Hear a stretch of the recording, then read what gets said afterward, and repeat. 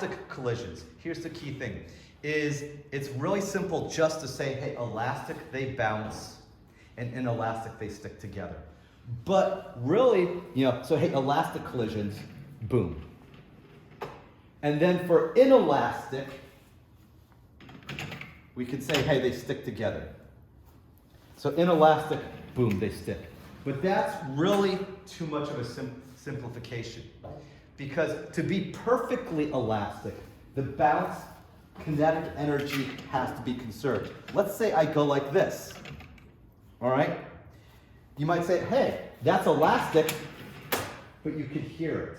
So there's a loss of kinetic energy. So unless it goes like this, that's not perfectly elastic. It's only going to be perfectly elastic when they bounce and there's no actual contact. So that's the kind of thing that, and what I'm going to do now is I'm going to go over the equations for that. And so we can kind of look at, hey, what are the equations that we're going to see kind of related to this?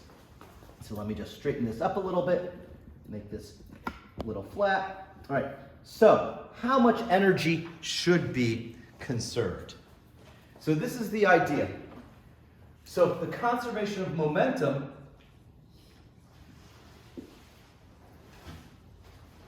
is going to say, hey, P1 original plus P2 original is equal to P1 final plus P2 final. Or M1 V1 original plus M2 V2 original equals M1 V1 final plus M2 V2 final. All right? Now, if it's inelastic, and they stick together, all right? So this would be, let's say, elastic. If it's inelastic, what we can say is, hey, M1 V1 original plus M2 V2 original is equal to M1 plus M2 V final, because they have the same final velocity. Now here's the thing.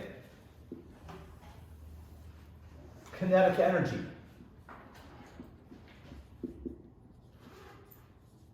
For elastic, we can say, hey, it's going to be conserved.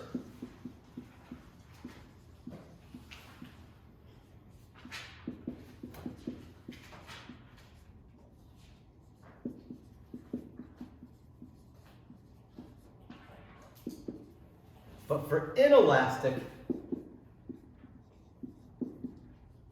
it's not conserved, so these are not equal.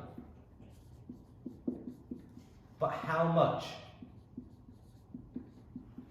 And so one thing that we'll find is that if the carts have about the same mass, then only about 50% of the kinetic energy is conserved. And these are things that as you're doing some experiments, these are the things that you might find out, is what you'll see is that, let's say I have a situation where I've got it like this and they're sticking together. In the case where two bricks are hitting one, we'll find about 75% of it should be conserved. If you have a small one hitting a big one, about 25% will be conserved. So how can we calculate how much energy is going to be conserved? And so what we have here is the percentage of KE conserved, all right, is going to be, let's say, KE net final divided by KE net original. So that's kind of what I want to find. All right, and to do that, that's going to be a pretty easy calculation. We're just going to do some substitutions. So hey, let's just get rid of these. All right.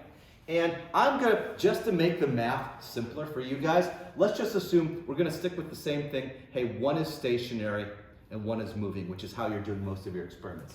So just to kind of make it simple, let's just assume this was 0. Right? Does that make sense? So if I assume that was 0, all right, and then also this is going to be 0. How are we so far?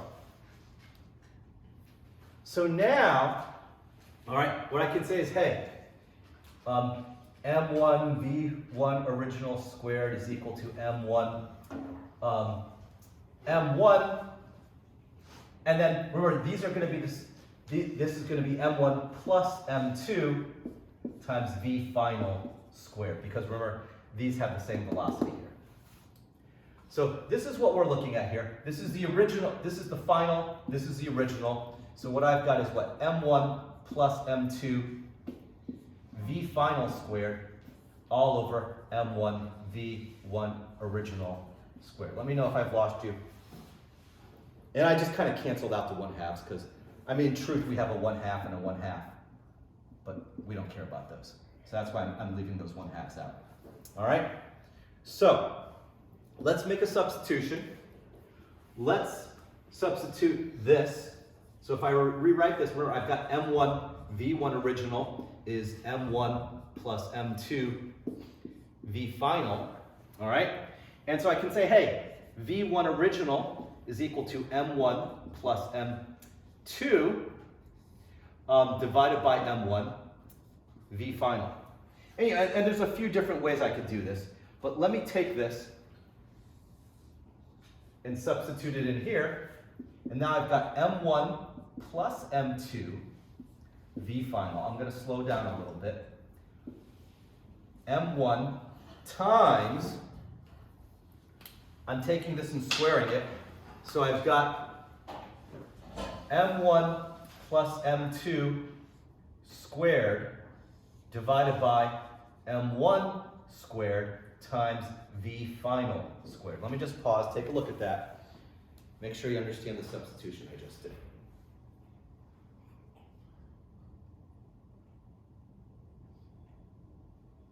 And then we can say, hey, what cancels? The things that cancel, one of those terms cancels. Both those terms cancel. One of those cancel. All right? So that, what does that leave me with? That leaves me with, all right, this comes upstairs, M1 divided by M1 plus M2. So the percentage of KE conserved, all right, is going to be given by this when they stick together. So just plugging some numbers in. Let's say we have equal mass. If they're equal mass, then hey, it's going to be what percentage? 50%. So 50% of the kinetic energy is just going to seem like it kind of vanishes. It goes into sound, light, the potential energy of the Velcro. Let's say I've got, and then you could say, hey, all right, I've got two bricks, a really heavy one hitting a lighter one. And you could easily see that it'll be 75% will be conserved. If a light one hits a heavier one, 25% will be conserved. So part of the reason I'm mentioning this is the calculation that you can do in your lab reports to kind of show. You can, ideally, in theory, 100% of momentum should always be conserved. In the elastic collisions, 100% of kinetic energy should be conserved. But kinetic energy will not be conserved in the inelastic equations, and we can actually calculate how much kinetic energy should be conserved.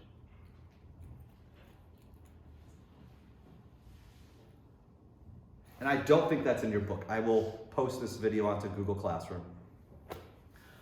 I believe, do they do anything remotely similar in your book? I don't think so.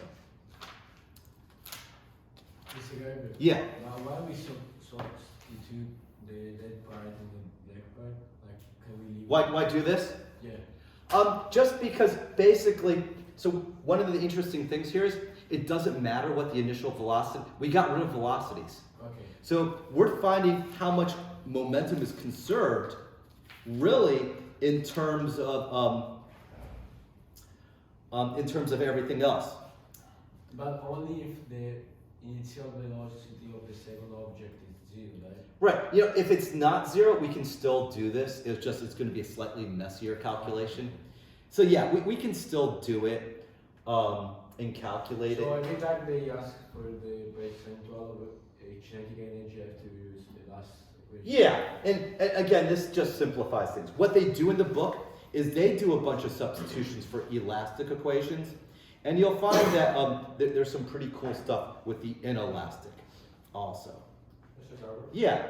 But the conservation, you can't have 100%, right? You know, if we had a perfectly frictionless rail and a perfectly frictionless system, it would, you know, let's say we're doing particle physics, then it would be 100%.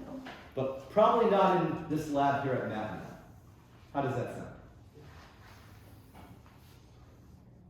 But we can get pretty close.